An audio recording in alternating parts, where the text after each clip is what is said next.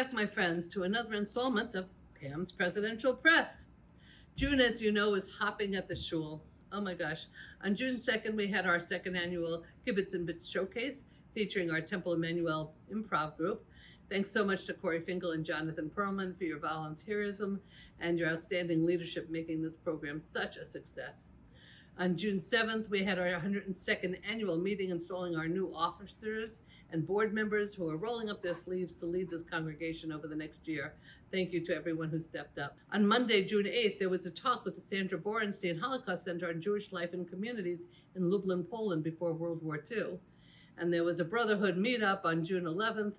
So thank you to the Brotherhood for bringing fun and volunteerism to all our members. June 12th to the 14th was an amazing Pride weekend featuring a Shabbat Magal service with Josh Sauer of 613.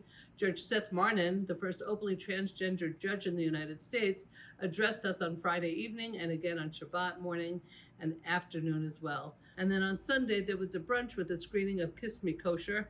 After the film, Fred Felder led a really wonderful discussion that was impactful about our experiences of anti-Semitism in the world. So thanks so much to Steve Horan and Fred Felder, who head up TEQ, as well as all the TEQ committee members.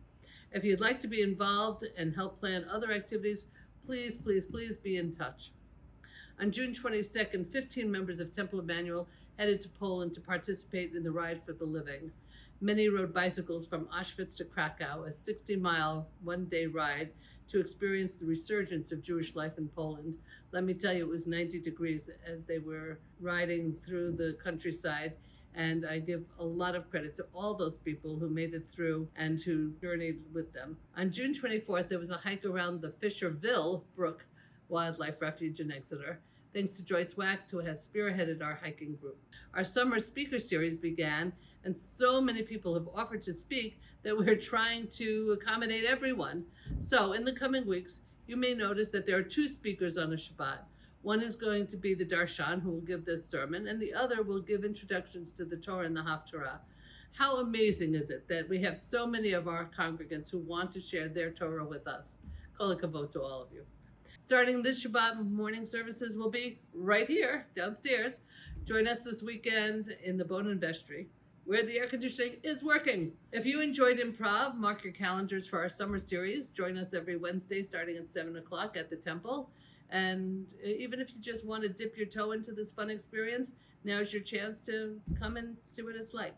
July will begin our On the Road program starting on July 7th at 11 a.m. at Brood Awakenings in Warwick with Rabbi Friedman. It's a chance to schmooze and have a nosh.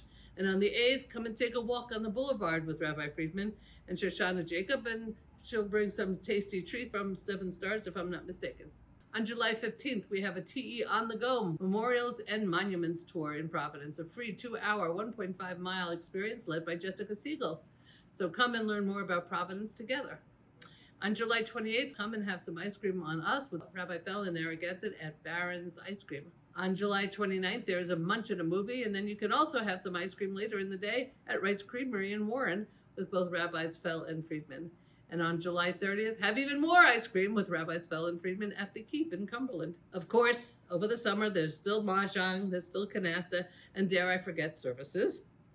So friends, please, especially during the summer months, help make a minyan. Morning services are Monday through Friday at 7:30 in the morning and Sunday at 8:30, and evenings are daily at 5:45, except Tuesdays at 7.